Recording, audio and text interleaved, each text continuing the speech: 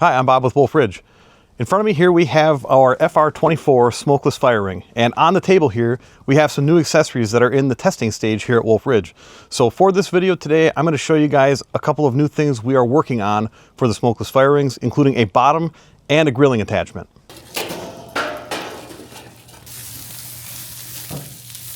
This is going to be a testing video, and we're just going to bring you guys along for the process to show you what we're working with. So here we have a stainless steel bottom that we're going to put on this FR24 today. And if you look at the bottom here, this is made in 4 separate sections, so shipping it will be easy. I already did the pre-assembly process of putting all 4 pieces together. And over here we have a grill, we have the upright for the grill, we have the horizontal support for the grill, and then we have these 2 other pieces that will get bolted on to the fire ring. So first things first, I'm going to take my FR24 fire ring here and I'm going to flip it upside down so we can get those bottom rings off and replace them with this. Now you can see I have a blanket laid down on this table here because I do want to keep these in good shape without scratching them all up. So a little bit of ash is going to come out of here. I did have this thing frozen to the ground as of yesterday and burned fire in it last night. Got it unstuck so we could do this video.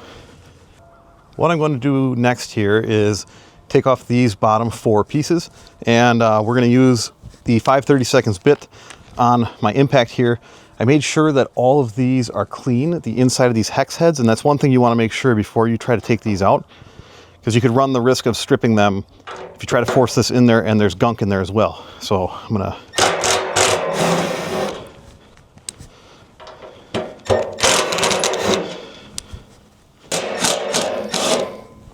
all right, we got it. So we've got our 4 ring plates off now, and I'm just going to set these aside. Now the screws are all in pretty good shape except for this one that was hung up, but they did recommend that we put new screws in, and I think it's a good idea anyway. These are holding up good, but you know, they've been through a bunch of heat cycles because I have used this quite a lot, so we're just going to use new screws then. Just like that. So you can see that these sections are in multiple positions here. So this section of this X is not lined up with the sidewall, but you can't put it on that way even if you want, because the bolt pattern is smaller here than it is here. So I've got this kind of resting here, and I'm going to start threading the screws into place, the new ones.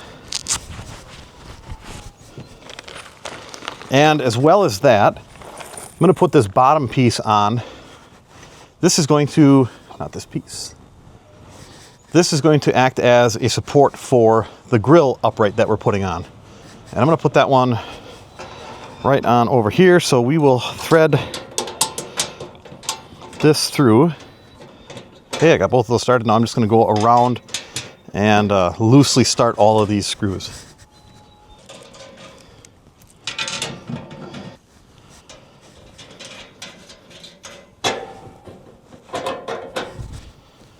So I have all of the screws basically started here. The tricky one, as you can see here, is going to be this underneath of here. So I'm trying to get these down as far as I can. And then I should be able to get this wrench in here. Yep, I can get that wrench right there. So I'm going to go around and do all of those first. And then I can use the impact on the remainders.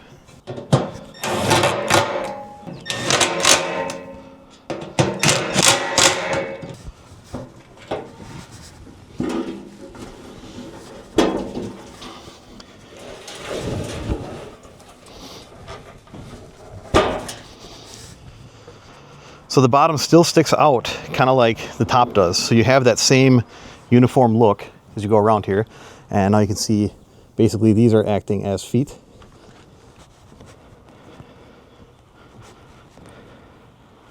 And on the inside, here's what it looks like. And here's that bottom piece in place for the grill upright. So now we're going to put on the top piece that will line up right there. Now this is going to go right on top here like that. You can see this will slide right down into here. Make sure this screw is out. It's got a rest there, and then goes in down on the bottom here. Now you could adjust, these are slotted holes on the back side here, so we could adjust how we want that to ride. And I think right in the center there is looking pretty good. So I'm going to tighten this back up now. Hold this in place.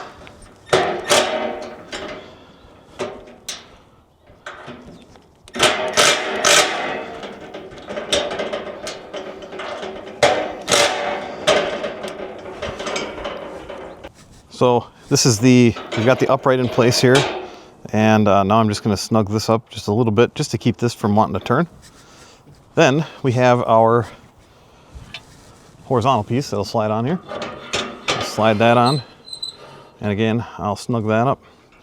Now when I snug that up, there's a little bit of drag down on this one, but it gives me a nice controlled swing of this. And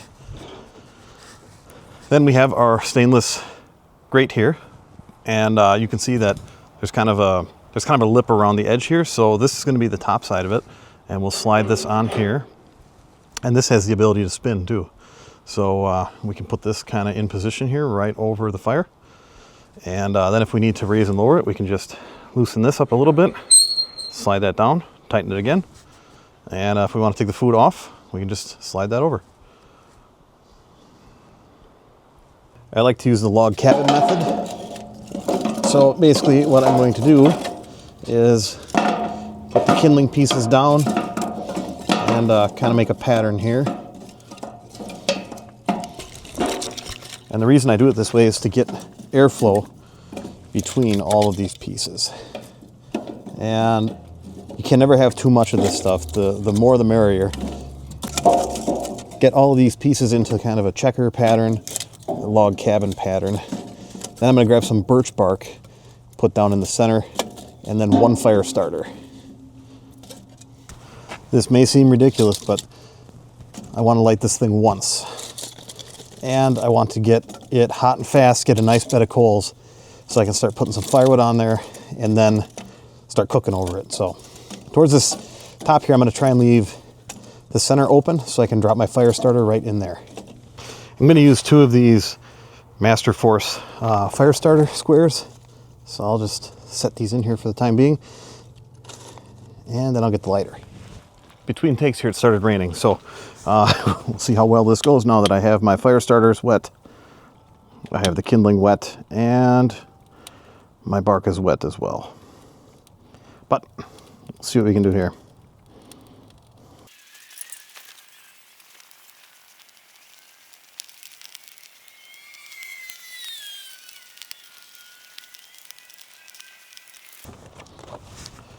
All right, we're about 5 minutes into lighting this here. I'm going to put this piece of birch firewood right on the top here. The rain is picking up, so that's fun. But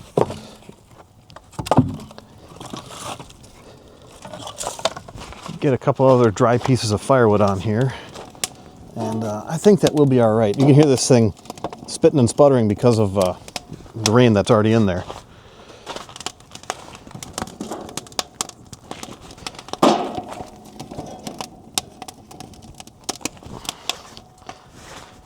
I think we'll have a roaring fire here in no time.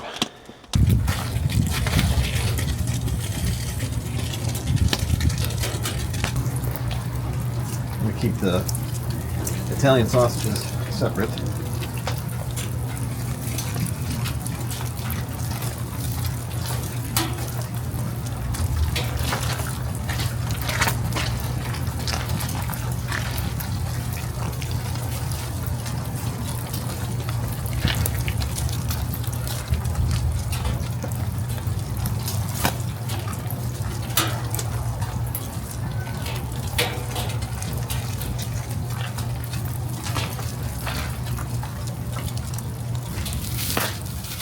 I'm going to spin this a little bit just to make sure we're getting an even cook here.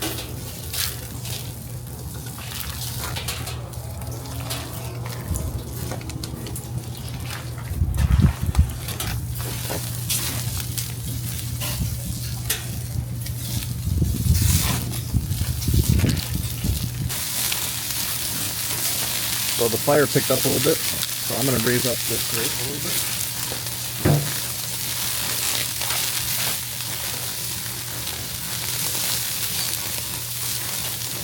These things from getting burned.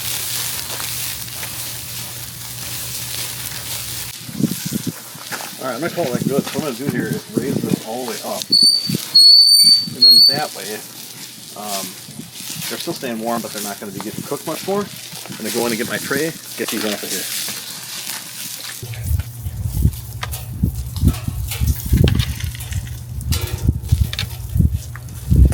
Check that out. Not bad. Doing this video today is a little bit backwards from what we normally do, because we normally do the video after we have the product ready to go. But I wanted to show you guys a behind the scenes thing and how we do some research and development. And in the process of making this video today, I've been in contact with Kevin and Chris, and we came up with a few design changes on a couple of things here. So nothing major, but a couple of things that you'll see changed before the final production run. Overall, I think this thing worked really well. I really like having the height adjustability here. We can spin this grate, we can spin this out of the way, and this doesn't have to get pounded into the ground. It goes into the bracket on the fire ring. We've got the bottom on the fire ring, and it's working very well. You can see it's still smokeless. The production version of the bottom may have this lifted a touch higher off the ground. And even in the rain, I got supper made and had a nice fire. So again, these accessories are not live yet, but they will be at some point on the website. Be sure to follow there. I will also make an announcement on our Facebook page once we have these accessories dialed in and available. In the meantime, if you'd like more information on any of the Wolfridge products, including the smokeless fire rings and their accessories, please check out our website, www.wolfridgemfg.com. There you can also find our dealer locator, event schedule, all the pricing, tech specs, warranty information, and much more. You can also give us a call or send us an email. I'll make sure to put those links in the description. I want to thank you guys for watching. As always, thank you for the support. Make sure you subscribe so you don't miss out on what's next at Wolfridge.